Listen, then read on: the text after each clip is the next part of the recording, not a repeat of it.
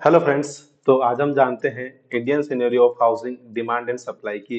Housing की demand बहुत ज़्यादा इंक्रीज हो रही है और क्या सप्लाई प्रोवाइड हो रही है, उसके अंदर हम इंडियन सिनेरियो के बारे में इस पर्टिकुलर लेक्चर में जानेंगे। Good housing is a basic necessity of life in India. The demand for housing is increasing rapidly due to growing population and urbanization. On the other hand, the supply of affordable housing is not keeping up with the demand. तो जैसे जैसे urbanisation बढ़ रहा है, वैसे वैसे ही housing की demand बहुत तेजी से बढ़ रही है। लेकिन जितनी हमें सप्लाई डिमांड है उतनी सप्लाई नहीं मिल रही अफोर्डेबल हाउसिंग की। This has lead a shortage of housing resulting in number of problems. In this lesson we will discuss the Indian scenario of housing demand and supply. तो उससे बहुत सारी प्रॉब्लम्स जनरेट हो रही है अगर क्योंकि प्रॉपर हाउसिंग अपने को नहीं मिल रही है। Housing demands in India. India has a population over 1.3 billion people, and it is estimated by 2030 or 40% of the population will be living in urban areas. हम लगभग 130 करोड़ लोग हैं और ऐसा माना जा रहा है कि 2030 तक जो है 40% लोग जो हैं सिटी के अंदर रहने वाले हैं। This means that there will be a huge demand for housing in the coming years. According to estimates, India needs to build 20 million, लगभग 200 लाख घर जो है इंडिया को बनाने पड़ेंगे।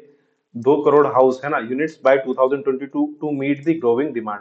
जिस हिसाब से डिमांड इंक्रीज हो रही है उस हिसाब से लगभग 20 मिलियन हाउस, मतलब 20 इंटू 10 लाख अगर अपन करेंगे तो 200 लाख घर या 2 करोड़ घर 2022 तक डिमांड को फुलफिल करने के लिए बनाने चाहिए थे। बट कोविड की वजह से वो सारी की सारी फुलफिल नहीं हो पाई है।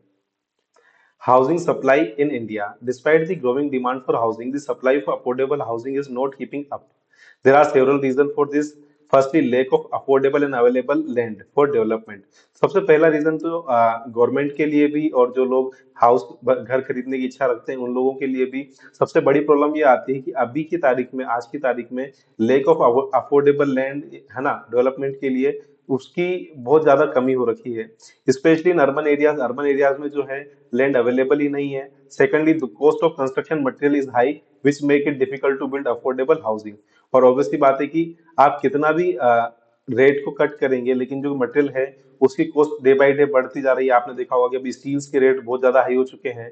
Thirdly, there is a lack of financing available for developers to build affordable housing.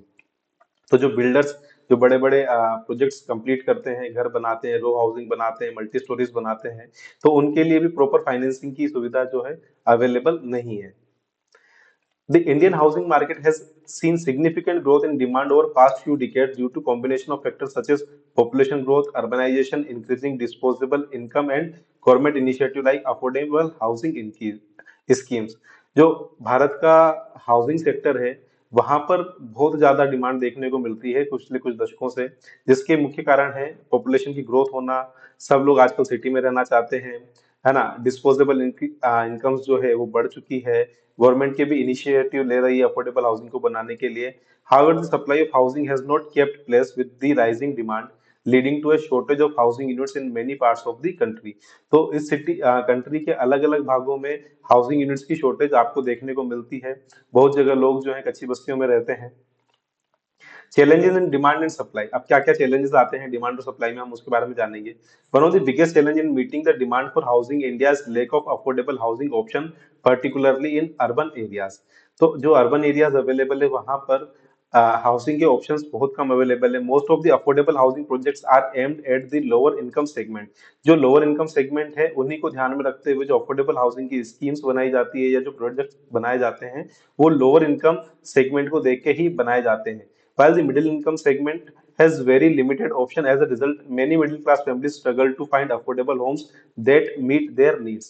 तो जो मिडिल इनकम सेगमेंट है उनके लिए बहुत ही लिमिटेड ऑप्शन गवर्नमेंट की स्कीम्स में भी होते हैं और नॉर्मली भी, क्योंकि जो जमीन के रेट है वो बहुत ज्यादा हाई होते हैं तो मिडिल इनकम ग्रुप उसको अफोर्ड नहीं कर पाता। इस वजह से जो मिडिल क्लास फैमिलीज है वो स्ट्रगल करती है अफोर्डेबल होम्स को फाइंड करने में। Another issue is too uneven distribution of housing supply across different regions. While some cities such as Mumbai and Delhi have surplus of high-end residential properties and others have shortage of even basic housing facilities. जैसे मुंबई और दिल्ली में आप देखेंगे कि जो city वाला area है वहां पर हाई एंड रेजिडेंशियल प्रॉपर्टीज है, बहुत ज्यादा वहां पर रेजिडेंशियल प्रॉपर्टीज अवेलेबल है। और दूसरे एंड पर जो दूसरे जिलों की अगर बात करें, दूसरे राज्यों की अगर बात करें तो वहां पर बेसिक फैसिलिटीज भी अवेलेबल नहीं है। उसके बाद तीसरी बात करें हम, the covid pandemic has also impacted the demand and supply dynamics in Indian housing market. The lockdowns and economic slowdown has resulted in temporary decline in demand, but the situation is expected to improve as the economic recovers. तो कोविड-19 की वजह से भी housing demand पे effect आया है, economy slow down हुई है, इस वजह से डिमांड जो है वो कम हो गई है। लेकिन आने वाले टाइम में इकोनॉमी रिकवर होगी और उसी के साथ हाउसिंग डिमांड भी इंक्रीज होने के चांसेस हैं। Problem faced in Indian housing sector, क्या क्या प्रॉब्लम्स फेस्ड होती है इंडियन हाउसिंग सेक्टर में? Due to shortage of affordable housing many people in India are forced to live in inadequate housing condition. अलग अलग housing condition, inadequate housing condition मतलब वहां पर इन हाउसिंग कंडीशन में अपन देखेंगे कि जो अपना वाटर है वो प्योर नहीं है ना, प्योर वाटर प्योर नहीं है, इलेक्ट्रिसिटी आपकी 24 घंटे अवेलेबल नहीं है, सैनिटेशन की सुविधा अवेलेबल नहीं है ना। तो ये कुछ बेसिक कम्युनिटीज हैं जो हर एक हाउस होल्ड को नीड होती है, अगर इनकी सुविधा नहीं होगी तो वो परेशानी हमें देखने को मिलती है। The housing shortage also lead to increase in slum areas, जैसे जैसे हाउसिंग की कमी पड़ेगी तो ये स्लम एरियाज को भी इंक्रीज करती है कि स्लम एरिया बढ़ने लग जाते हैं। Inadequate housing condition can lead to health problems and affect overall wellbeing of individuals, जो भी लोग वहां पर रहते हैं उनकी इंडिविजुअल वेलबींग की भी अफेक्ट हो सकती है।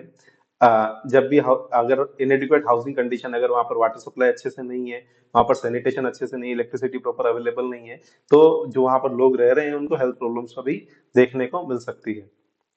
कंक्लूजन की बात करें, housing is a basic necessity of life and it is important that everyone has access to safe and affordable housing.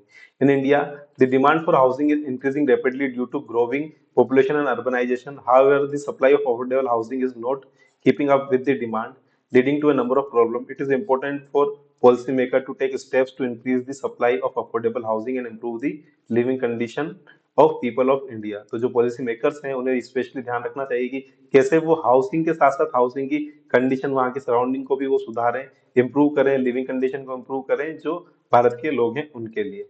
I hope आपको अच्छे से समझ में आया होगा। Thank you so much. Please आप लोग सब्सक्राइब कीजिए मेरे चैनल को। Thank you so much.